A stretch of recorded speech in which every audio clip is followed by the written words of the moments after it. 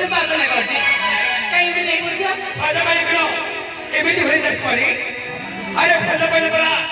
जीवन दवा कोई थाए सब जाने एकटा आरंभ मत तो बड़ी को चाहिए अरे सदा नहीं मुझे बात दिया अभिमान करो नहीं अरे तो कोई बनाए अरे वो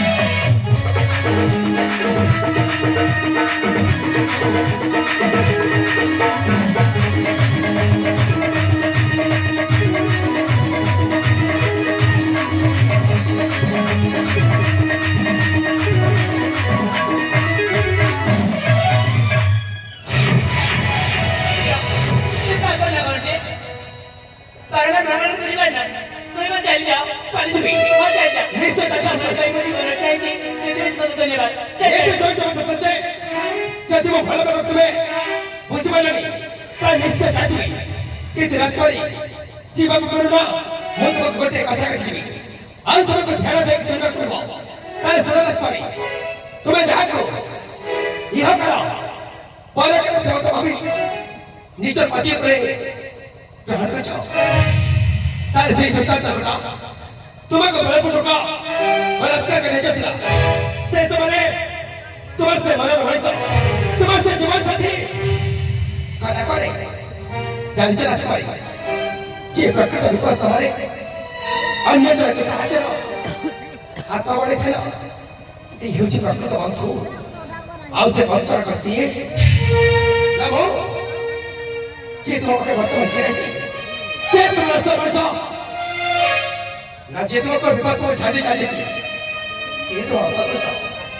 ना लक्ष्मण नहीं मोर मनुष्य की जो भिन्न नहीं लक्ष्मण छोड़ी भगवान के कर्तव्य अपनी परस्पर मन